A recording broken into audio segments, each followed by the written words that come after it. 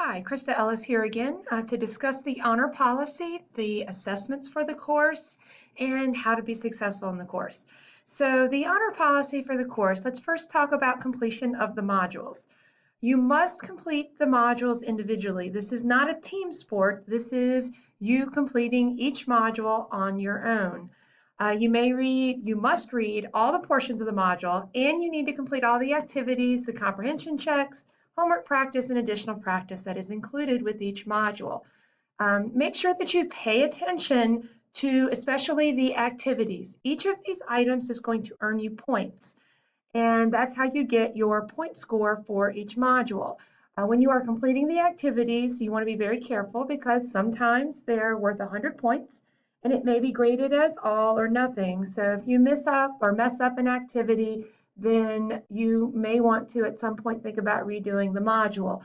You will check in your personal reports how many points you have earned in a module, and if you are not happy with the points that you've earned, you may redo the module, provided you redo it before the due date. I usually save a time. You can probably run through the module the first time in about 15, 20, 25 minutes, depending on how much reading there is. And then I would go and check my score, see how I did, think about, what feedback I got from the module. It'll tell you if you missed something. It'll tell you if you got something wrong or if you didn't quite work fast enough. And you can kind of see where you had trouble. And then if you don't like the number of points that you've earned, you can redo the module. On the second go through on the redo, you don't necessarily have to stay on each page and read it, but you do have to kind of click through and re-answer all of the questions. When you do the redo, you must first have the module marked complete because it will not reset and allow you to re-answer and earn points again until you have the module marked as passed in your personal report. So you do want to check your personal report, see your points, see if you want to redo it, make sure it says passed, and then you can go back in and you can re-answer the modules using your notes and the things that you wrote down from the first time that you did it. You can freely navigate the module. If you need to go back and reread something before answering a question, that's perfectly fine. You can take notes while you're completing your module, and you may use your notes to help answer the questions. You can have the module open. You can look up answers. You can also Google, have your internet open and say, I don't remember what this term means. You can Google it. You can also use the terminology little pop-up box where you can type in and get definitions of words. That's perfectly fine too. Or use the sidebar to navigate and go back and reread some portions. So in general, you can redo the modules many times as you want until you get the score you're happy with. You're not to work together at all. You're not to share answers. Like one person shouldn't be doing the module and writing the answers down and giving them to somebody else. If you redo it, just make sure that you do it before the due date. After the 4 p.m. due date, I'm not going to go back and be regrading modules that are there. It is kind of your responsibility to be checking your progress and making sure that you are connected, that the program is recording your progress and giving you your score, okay? So please be checking that on a daily basis. All right, now for the test and the exams. For the quarter test, let's talk about that specifically first. Quarter tests are going to be taken at home online. There will be no notes open, no sources, no modules open, no people to ask for help, no Googling during the test, and you should not discuss the test or the exams after you have completed them. Each test is set up that you will have 60 minutes in order to complete it. You are only allowed forward navigation through those quarter tests, so you need to answer the questions as you come to them. You can't go back. You need to make sure that when you complete these quarter tests, you actually do get two attempts at your quarter test. So if you feel like you didn't do so well the first time, then what you can do is you can just retake it. And I will record the better of the two scores.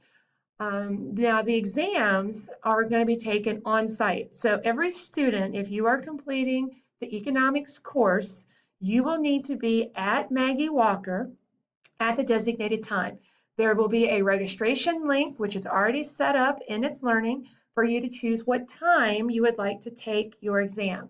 There are time slots in the morning, kind of in the middle of the day, around lunchtime, and one toward the end of the day to give you some options to sign up. There are only so many computers available and so many seats, so if you have a specific time that you need to be at school, like you prefer morning over afternoon, you need to sign up as soon as possible. We will be following the Maggie Walker Honor Policy, which you had included with your syllabus. Now, in terms of grading, the way that the grades work for this course, 50% of your quarter grade is going to be completion of the modules on time. Pretty much, you opened it, you read it, you did it, you got a pass, you get 50%. You get 100, which will then give you 50% of your grade. So that portion should be, if you do everything on time, you start with 100 for that half of your quarter grade. Then the points earned within the module counts 25% of your grade. And I simply just keep a running tally of how many points you've got and gives you a percentage. And like I said, but those you could also get 100 on because you may redo any module until you have improved the score to what you're happy with. And then 25% of your quarter grade will be the quarter test. And again, you can take each quarter test twice, and I will count the better grade that's there. And notice that quarter tests, if they're not completed by the due date, they will be penalized. You will lose 25 points per day late. So if it was due on Wednesday and it takes you until Friday to take it, you're only going to get a max score of 50 out of 100 on that quarter test. So I would highly suggest that you complete your quarter tests by the due dates. And remember that everything is due, modules and tests are due by 4 p.m.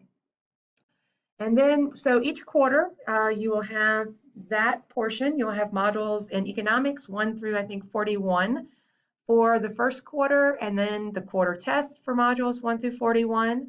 And then you will have the 42 through 81 will be in quarter 2, and then the test for quarter 2, and then you will have a semester exam.